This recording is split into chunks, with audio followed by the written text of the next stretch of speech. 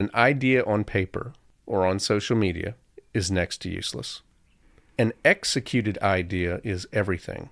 Now, what's even better than that is an executed idea that is designed to build steps for success. And that is better than an all or nothing approach or blindly shooting in the dark.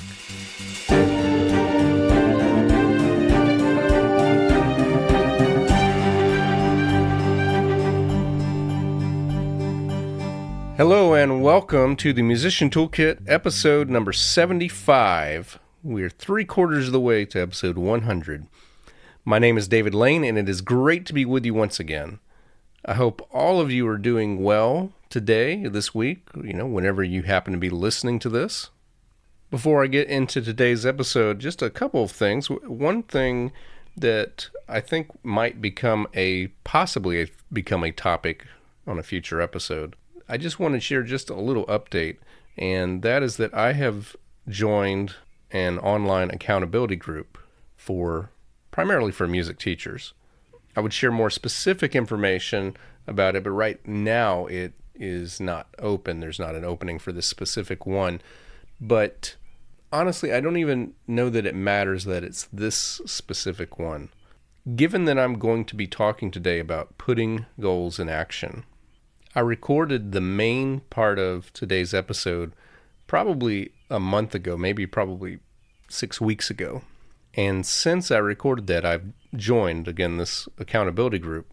And I have gotten some things accomplished. One of the things I got accomplished was something that's been on my list for 2 years. I've just been putting it off. And I'm almost embarrassed to say it took at most 30 minutes to accomplish this goal. Once I finally sat down to do it, once I had someone pushing me, have you done this yet? Have you taken this step that you can do right now? And I also got something else done that I'd been putting off for 1 year. But as I go forward with the main topic today in just a moment, again, I recorded it a while back. I don't think I said much about accountability, real accountability. And it's something I think about how productive I was when I was in school, when I was being graded, and how I felt kind of lost when I got out of school when I was on my own. Well, having supportive professionals who understand even vaguely what you're doing, though I think the group I'm in, has some pretty specific understandings. Ones that have people who care about your success are going to push you to do the things that matter, but then also wants you to exercise that part of yourself that you may not do enough of, and that is to be an encourager, to reciprocate, to encourage others in their success. It's a very powerful system, and I would definitely recommend that you seek something like that out if you're trying to accomplish something, because it is very hard to do it alone, in spite of anything any other advice I might give you. It's very hard to do anything, to accomplish anything big all by yourself. This is probably the last time I'm going to ask this question before a current episode, but I just want to remind you, I am looking for your feedback on whether or not you want more episodes like this one or fewer episodes like this one. If you follow me on social media, of course, that's a good place you can leave me a message on Instagram at David Lane Music or Facebook at David M. Lane Music. You can also go to my website, davidlanemusic.com, where you can also find the podcasts there on the menu, or just add/toolkit, and you'll find all of the past episodes of the Musician Toolkit. But back to social media just for a moment. Probably in the coming weeks, I will occasionally be posting stories asking you to rate certain episodes as more than or less than. I want to go kind of back into previous episodes I've done, especially certain ones with guests where we went over certain topics, and just find out if that's something that you're really interested in, or something that doesn't serve you as strongly as some of the other things on the podcast. So again, if this is your first episode, you're wondering, what am I talking about? Well, we are 3/4 of the way to 100, as I said already. And episode 100 is going to mark some pivoting, some changes on the podcast. Now, I don't intend to pivot majorly. And some things that I know that I don't intend on changing, and that is the idea of the episode coming out once a week. Will it stay on Mondays? I don't know. I also know that I'm going to talk about things that I feel qualified to talk about, and things that give me passion. So it's going to have something to do with the craft of musicianship and achieving as much as possible as a musician. So now how narrow, how broad I do that, how I even describe that, that's my thing to figure out sometime within the next 25 episodes. But again, can't do things alone, and I require on you, the listener, to let me know what you think about certain episodes, in all honesty, to help me make those decisions going forward. Let me go ahead and say that I genuinely hope that today's episode is something that challenges you, but the main reason that I'm recording it is because I need it to challenge me. I'm going to talk about something today that I want to do better overall, that I have a lot of room, a whole lot of room to do better, and I'm hoping that by sharing my thoughts on this topic, I can somehow motivate everybody who is listening, including myself, when I listen back to this episode. So not too long ago, I was going through my Facebook memories where they say, on this day, you posted something about this. And it was a couple of years ago that I had posted something about Lynn Latham, who had passed away maybe a few months before that. So I guess it's been somewhere between 2 and 3 years since she passed away. Lynn Latham was a colleague and a cellist, but she also had a publishing business that existed in various ways throughout the years. At one point, she was her own self-publisher. She also got picked up by other people. At the time of her passing, she was under one of the branches of Alfred's Music. If you are a string player, like violin, viola, cello, especially, and if you've ever had gigs for weddings, you may be thinking, Lynn Latham, that sounds familiar. She has volumes of wedding gig music for string instruments, for combinations with and without piano that are standard. They are standards among ensembles who play for weddings all across the country. So if you've been married and had strings at your weddings, you've quite possibly had at least a few arrangements that were by Lynn Latham. Something I've found to be the case, I've just started noticing this in the past few years, and that is almost everybody I meet, even those that I would say overall, I would not maybe call them friends, and then certainly the people that I do call friends, it seems like almost everybody I meet, if I take time to think about it, they've said at least one thing to me that just made me stop and go, huh. And it maybe changed the way I thought about something, or it really made me stop to think hard about something. And so, as I mentioned before, Lynn Latham, one of the things she does is she publishes. And I had known her for a long time before I sent a message to her regarding my own compositions that I thought would fit her type of publication. They were some things for strings. And this was a while back. This was a long while back, and it was, before I started, entering this era of documenting things, taking screenshots, keeping things. So I never thought to do this. And this was on a platform. She changed her Facebook profile, so I don't have any record of this conversation other than my own memory and now, this podcast episode. So I cannot repeat exactly what she said. This is going to be a paraphrase. But having told her about having some string pieces that I'd like to get published, and the thing to know about Lynn is that she was a very good person. She was very, very friendly, very cooperative. She was also kind of gruff. She was one of those who said what she thought, didn't sugarcoat things. And again, more of a paraphrase than a direct quote, she said, well, I'll be checking my inbox, see if you send anything. It's amazing how many people I hear from every year that tell me they're a composer, and yet the vast majority of them never send me anything.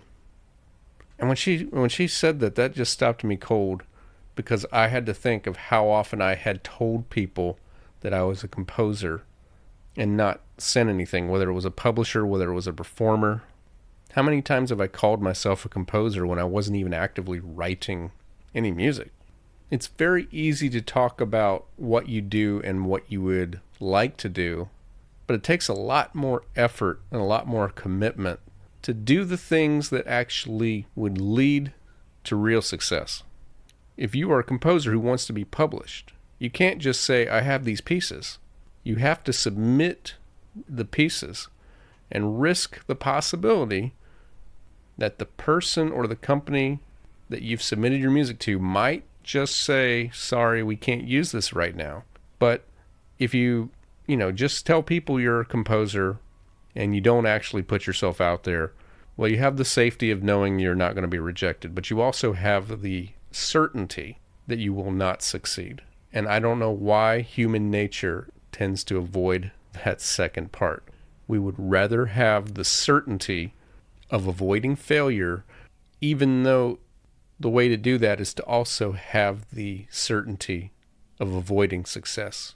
We fear loss more than we really embrace gain.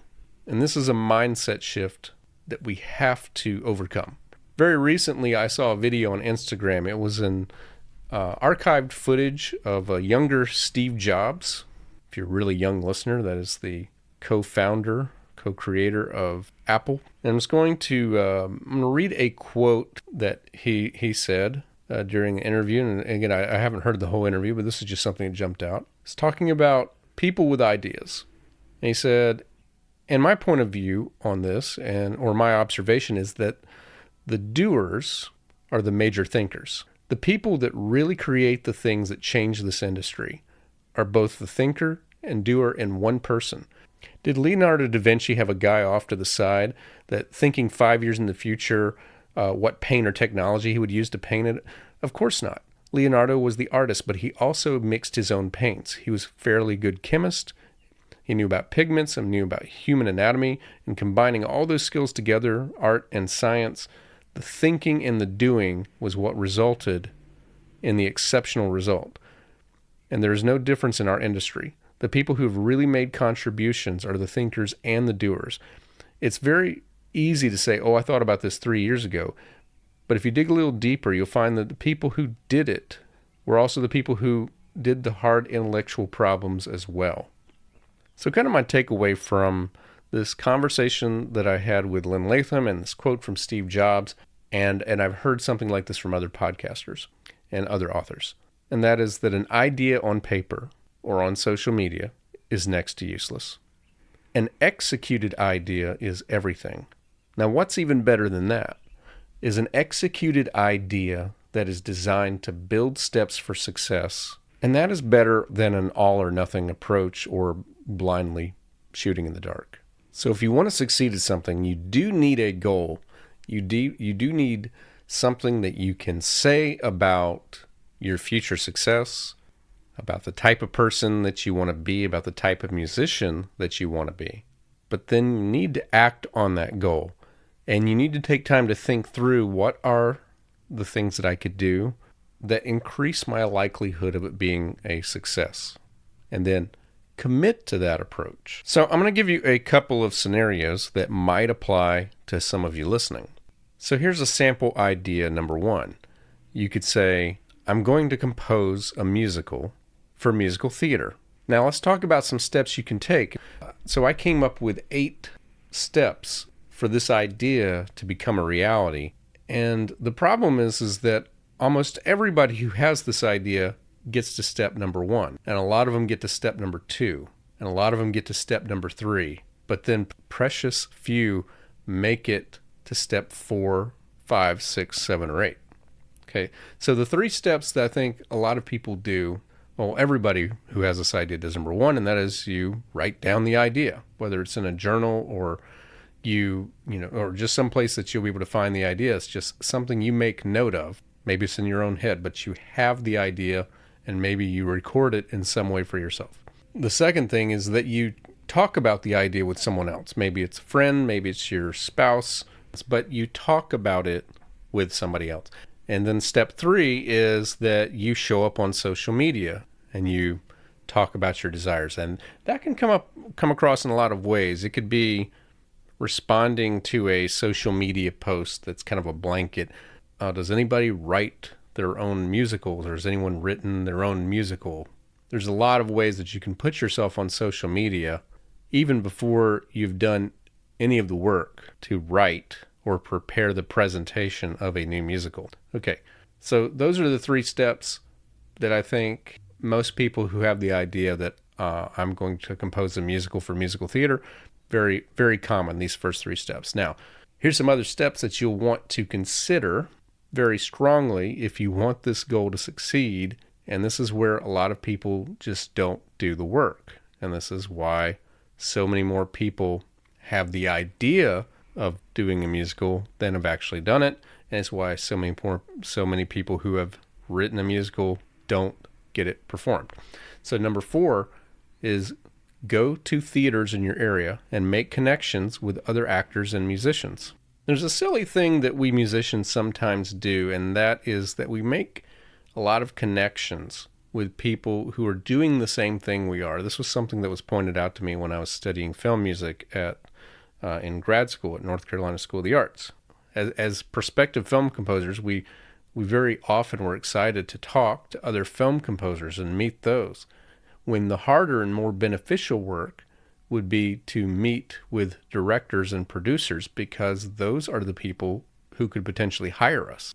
Like, if you're someone who wants to play for weddings, the 2 types of people you should be making friends with are wedding photographers and wedding coordinators, because they're not competing with you for the same type of job, but their clients, the clients who want the photography and the wedding coordinator, will also want musicians. So the people who will want to work with you and will want to help you make your musical are other actors, other musicians, other theater directors. And it's a good idea for you not to just go in hard sell, I'm here just because I want something from you, but get to know the community.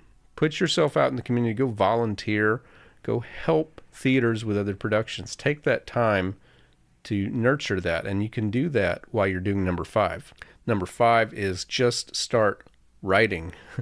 You can revise later, but get the musical on paper. Actually develop it. Collaborate early if you can, whether it be for getting help writing the book, or writing the script or the lyrics, or if you need help with the music, and start getting feedback from others right away. Start sharing what you're doing, get feedback on it, but get it down, get it written down. And you can do that while you are networking, getting to know people who could become your collaborators, but again, not for that express purpose right away. Okay, now the 6th thing is that you need to actually plan a read-through, a staged reading. You need to find a venue. You need to schedule the performance. You need to put out a casting call. That's a lot of things under 6, but it's all things that you need to do. It's putting legs on your idea. You plan the read-through. You pick a date. You find a place to have it. You schedule the performance, and then you put out a casting call. That means you're getting other people involved. You've got a lot of accountability now. You have a time, a place, and people involved. All right, so number 7. You want to keep revising the musical and submit it to workshops. Keep putting out new and improved versions of your musical. And on this step, start inviting producers to the readings of your musicals. This has been a fun insider process. So I've never written a musical, but I have arranged musical for a pair of writers that are friends of mine. And one that I got started with first was The Collins Boy. And I can tell you that they had a reading without me, and then they brought me on board to help them with the vocal arranging so that they could do a second reading that they had planned in New York. And then they brought me on for full arranging of all of the parts so that they could do a demo.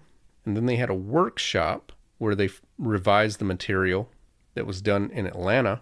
And then they did a few more revisions, and a couple months later they had a reading with producers that were invited in New York. Then they did some major revisions after they got feedback off that, and 6 months later had another reading that was kind of small and private. And then they made some small revisions and started submitting to theater festivals, and they won as a finalist and got to have the show premiered as a production in Atlanta. And then COVID hit and we haven't done anything with it, but we're going to be getting that out again fairly soon. It's a long process, but these writers have done the work. Besides just, hey, we should write a musical, and writing the musical and getting to know a lot of people that were interested in helping them when the time was right. But scheduling all these performances, inviting people who could actually help make the musical reality to be in the audience. And then step 8, and that's the last step for this, is to get a full production started.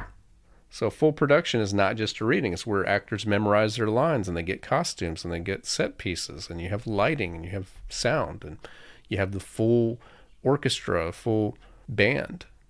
That's what's next. And then you've gone from saying, I want to compose a musical for musical theater, to actually having your musical in a full performance with playbills, with audience. But it takes all that hard work, all those steps. And you know what could happen along the way is you're going to get feedback. If you've done your work right, you're going to get honest feedback.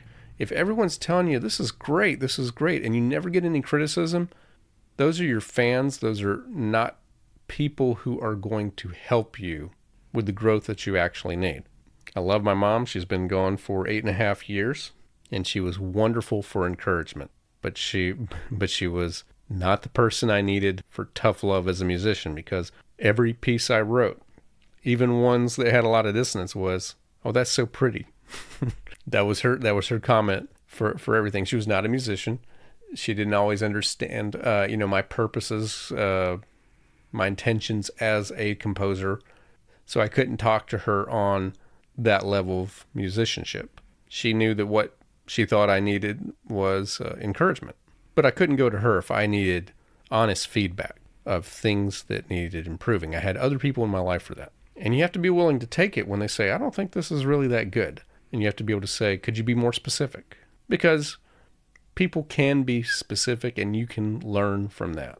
Just like I'm hoping to learn from you, what are the things you want more of from this podcast? What are the things you want less from this podcast? All right, let me give you another idea. This is one that I bet applies to a lot of you, and that is you want to make an audition for a professional orchestra. You want to get paid to be the full-time member in a symphony orchestra. Now, I came up with 11 steps for this, and I'm not sure how far people go. I would say a lot of people get 4 or 5 steps into this, and I'm not as sure of the order of this, but let's just say you are a student, you are working, you have not been in a professional orchestra. So how do we make that a reality? Well, you start off with step number 1. You state your goal. That's the easy part. I want to make an audition for a professional orchestra. Write it down, state the goal. All right. Second thing is, find out some information about what you need to do to achieve this goal. So you could find out how often people who play your instrument in orchestras who are already there, how often did they practice? How often do they practice now? What are some of the things that they do in practice to differentiate themselves from others? And you'll find that a lot of musicians will talk to you about this. They will tell you what are the things that they've done. And they don't mind doing that because a lot of them are genuinely good and want to help you succeed. But even if they saw you as a future competitor, they know what I know, and what I'm telling you right now is that most of you won't do the work. But if you will do the work, you will have earned the success that is probably waiting for you. Okay, so you find out how often people practice, the ones that play your instrument that are already in professional orchestras, and you want to commit to practicing at least that much and do that for a very long time. Okay, and then the fourth thing is you probably should study how to make your practice more efficient. The fifth thing you can do, this probably should be a little lower on the list, is study regularly with a music teacher. It's hard to do this on your own, and it's very hard to stay accountable. So having a music teacher, and as I say, make sure your music teacher is in alignment with your goals. I've known so many people, they'll tell me what they want to do with their music, and then they talk about how their teacher has other ideas, other goals. A sixth thing that you need to do is you need to get in the habit of preparing for performances. So as often as you can to perform, whether it's for an event in the park, whether it's for an event at a church, whether it's for an event at a school, You can practice for the sake of practice, but you also can practice for performing. You can get to where you practice so much as a performer that it becomes second nature. You can even practice auditioning. Number 7, you need to get feedback by playing for other musicians. And again, find those who will give you honest feedback. Ones that will be able to tell you, I think your intonation is off. I think you need to work on your tone. I think you need to work on playing that a little bit faster. Your rhythm is off. Again, if you're not ever hearing this, it's more likely because you're choosing to get feedback from those that would rather protect your ego, more likely than you're doing everything perfectly. No matter how good you are, somebody out there will give you some constructive criticism. You need to seek it. Don't protect yourself from any hurt feelings. All right, 8th thing you can do. This is something that I regret from my childhood, from my youth, from my early adulthood, and that was that I did not do this. And this is go to camps and conferences whenever possible. Back on episode number 67, I talked with Kate Warren about the French horn. It's a good episode. I highly recommend you check that out. We talked very briefly about her involvement with Drum Corps International. Well, French horn was not my main instrument, but I had friends that did drum corps, and I opted not to do that. And I also had people tell me that I should go to a summer music camp and audition and study that. And I never did that, and it was for one reason, and if you have this, it is a roadblock to this type of success that you could have. This view that I had, and that maybe some of you have as well, is that I don't want to do any work in the summer. I just worked hard for fall and spring semester. I want the summers off. I want to relax. I want to have fun. And this is a way that we have to think about time off. I would really recommend that you read anything by Cal Newport, such as Deep Work or So Good That They Can't Ignore You. Those are 2 books that come to mind. But one of the things that you find is that if you interview the musicians that are actually tenured in orchestras, have been there for a long time, they did not take all of their summers off. They took advantage of time when they did not have to be in school to go learn from other professionals, to go get those experiences like drum corps that would push them to be even better when they go back to school or when they go on to the next school or the next phase of their lives. So whenever possible, go to camps, go to conferences, go to things where you can learn more in a short amount of time from somebody else. 9th thing you may need to do, and I do think this is where to put it, because you need to get going, you need to not have obstacles. So you may not have a very good instrument when you're starting your journey. You're practicing on, like I did for a very long time, a $100 upright piano that I got from a thrift store. So at this point, it's a good time to consider upgrading your instrument. And that may be involving saving money so that you can do that. I do think a good tool of musicianship is avoiding debt. Bought myself a nice new baby grand piano. I mean, new to me. It's well cared for, 1969 baby grand, but it is an upgrade over what I had. And I'm so happy I paid for it in full. Paid for it with money that I'd saved. I've had studio equipment before that I know that I spent 2 or 3 years paying off, and that's not as fun. So save up, upgrade your instrument. You don't have to have the best instrument. You don't have to have the best tools. This microphone I'm recording is a good one. It is not the best. I did not break the bank buying it, but I'm also not just getting out my phone and recording on this podcast. I've actually, this probably says more about me than anybody else. This is a pet peeve, but I've checked out podcasts before where I could tell that the content was good, but the host, who was kind of new at all of this, they're just recording on their phones. And it sounds tinny, it sounds echoey because they have high ceilings. And maybe it's because I'm a podcaster who cares about the effort of trying to get the best possible vocal sound that I can in this environment. I don't record in a proper recording studio with acoustic tiling and soundproofing. In fact, I'm almost constantly aware of a stream of traffic going by this busy street, hoping that you don't really hear much of that or any of it, depending on what kind of speakers you're listening to. Well, if I didn't have a good enough microphone, you certainly would. I've tried to record content on my phone in this same room, and you just hear the traffic going by all the time. So at some point, you need an instrument that will do the job for you.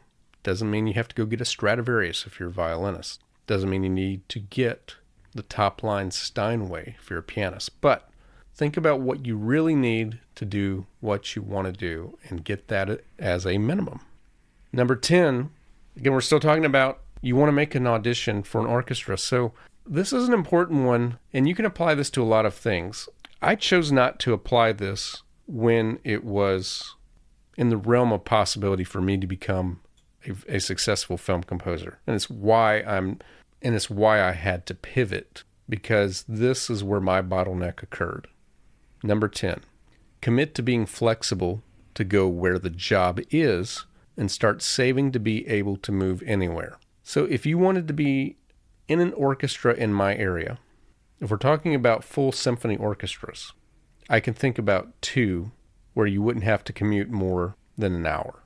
I can think of 5 orchestras that you could commute to in less than 2 hours. I could think of about 9 orchestras that you could commute to in less than 3 hours. So 9 orchestras increases your odds, but what if you said, I will move where there is the right opportunity for me? So I'm in North Carolina. What if that opportunity to be a film composer was in LA? If I'm writing a musical and I actually want to become known as someone who writes musicals, what if that opportunity is in New York? If you are able to say, and this is harder if you have been somewhere for a while and or you are married, especially even harder if you have kids. But if you can commit to being flexible to go where the job is and start saving so that you can move anywhere, you have greatly increased your odds of making a professional orchestra, because it doesn't just have to be the ones that are close to where you live right now.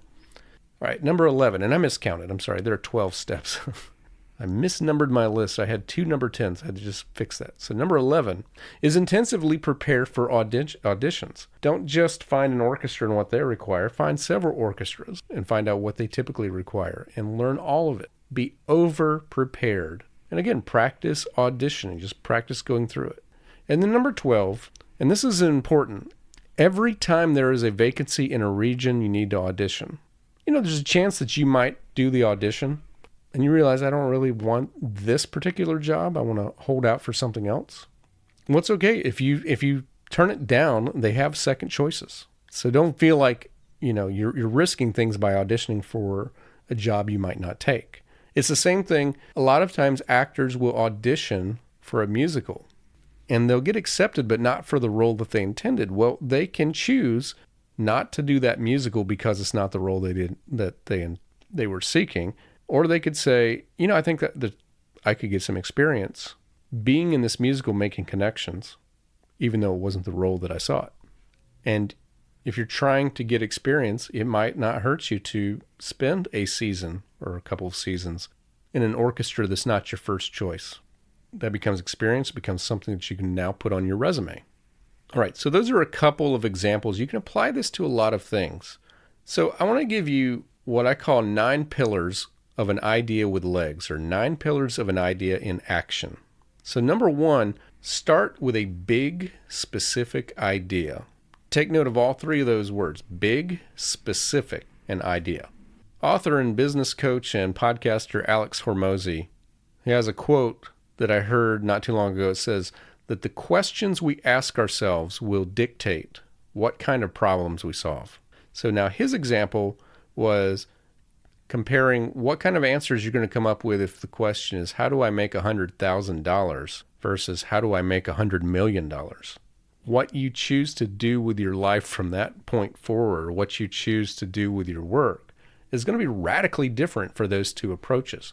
So if you say, I'm going to write a musical, we talked about what you might do, but what if your goal that you state is, I'm going to write a musical that will be nominated for a Tony Award and selling out on Broadway?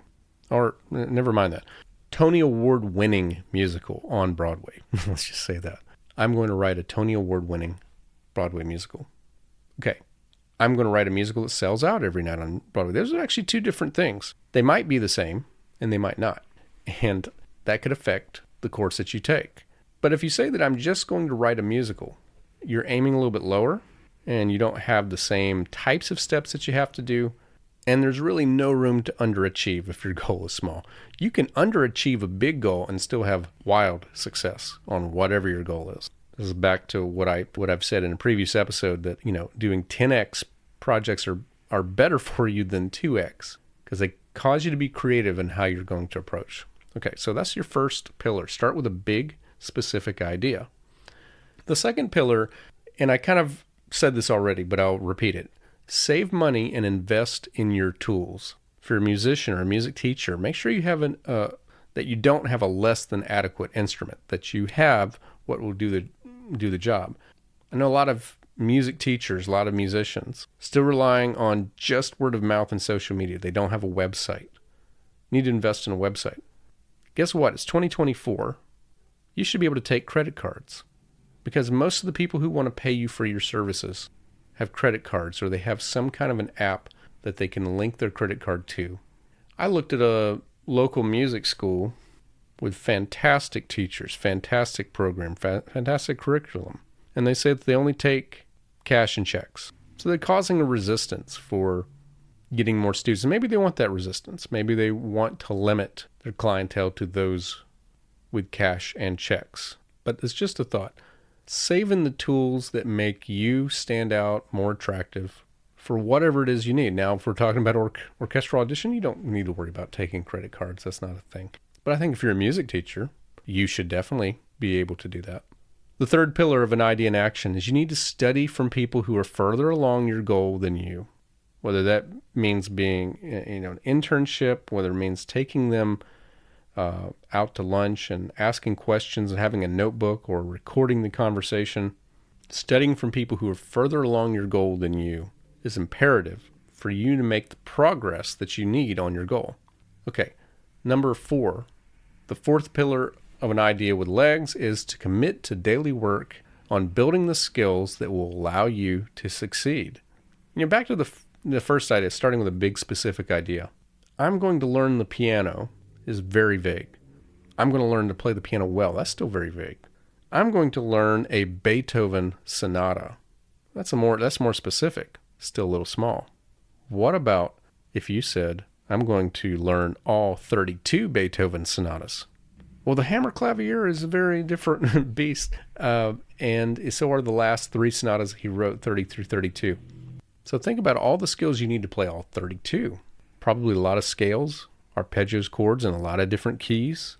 And it probably takes a lot of practice time, a lot of focus to learn all of those sonatas. So again, thinking big will tell you what kind of skills you need, and make sure that you're practicing and committing to daily work to build the skills that will allow you to succeed. Don't take a day off from those types of skills, that type of practice. All right. The fifth pillar of success is you need to make connections with potential collaborators or clients. In other words, like I said before, directors, publishers, parents of prospective music students, music stores, churches, theaters, actors, writers, photographers, wedding coordinators. Find these people who are serving the same type of job, or people that could hire you or refer you. These are the people you want to make friends with. You want to make connections with as colleagues. Number 6, this is a pillar that might ruffle some feathers. This might not sit well with you. Occasionally, you should do volunteer or free work to put your work out there. So it's very common. I see this a lot on social media. People sending out preachy memes, kind of making a curse word out of the word exposure, doing things for exposure. But you know who I don't see that from? I don't see that from people who are now getting paid a lot of money to do that. Because here's the thing. Exposure actually is something that helps you. A lot of people don't want to hear that. But these are people that are thinking very small, that are happy for really an amount of money that would take a lot of gigs for them to make a living from doing this. Here's the thing that I found is actually a viable formula for success. The combination of free plus expensive is better than consistently cheap. And it's hard to get out of the habit of consistently cheap. But doing things for free and doing good work and putting your name out there, it's kind of a rule of thumb. And this is going to go together with number 7. So number 6 is kind of if you are seeking the work, be willing to volunteer it, to do it for free. If you're the one who is trying to put your name out there. And by the way, we live in a world where the best marketing tactic is to do a whole lot of free content on social media. And then that leads to number 7. When people now come to you, it's time to charge what you're worth and to raise that rate over time. So we get rid of this idea of doing things for a very low rate, but we get the experience that we need through volunteering and through, because by the way, if you volunteer, it's very easy to get the opportunities. And then you get the experience and you get good at what you do. And now you become valuable that people come to you and you're not the least expensive option because you bring a lot of value to what it is that people want. All right, the 8th pillar. This is something, I made this up. I probably will change this later on. I've never done really well when it comes to acronyms, but I have this thing that I call EFARD, E-F-A-R-D. And that is the concept of execute, fail, analyze, revise, and do it again. So execute the idea. Just do what it is you want to do. And, there's a chance, probably even better than 50% chance that it will fail. So now analyze it. Try to figure out why it failed. And sometimes the answer is just wasn't the right fit for the right person. No change needed. Let's try it with someone else. But you may find out, the writing of this musical wasn't very good. I didn't play this one piece as well as I could have. I need to practice it more. Okay, so you analyze it. Now you revise. You learn from those mistakes, those things that you could do well, and you polish up what you have to offer. And then the 5th step, D, do it again. You want to remember that failure is a learning step. It is not a destination unless it's the last thing you do. And the 9th pillar of an idea is that ideas always have legs. You're always doing something with it. An idea that stays on paper is useless. You need to always be putting it out there and doing something with it. So again, this episode, a little longer than I thought it might be, it challenges me. It challenges me to do all of this better. That's a lot of information, but the point that I want you to take away is get your ideas off paper, think bigger, and think about the specific steps that will help you achieve those ideas. If you're feeling stuck with developing your idea and knowing what to do next, maybe there's a chance I can help. Send me a message at davidlanemusic.com. Go to the contact form and tell me what it is that you're seeking, and if it's something that I think I can help you with, maybe we can set up a time to chat about it. And that's going to wrap up episode number 75. Thank you so much for listening. If you enjoyed this episode or you know someone who might enjoy this episode, I would really appreciate it if you would share it, and also share this episode on social media. Help us to reach more and more people, especially those aspiring musicians that could get some benefit from the episodes here. Once again, thank you for listening, and I'll be back with you again next week.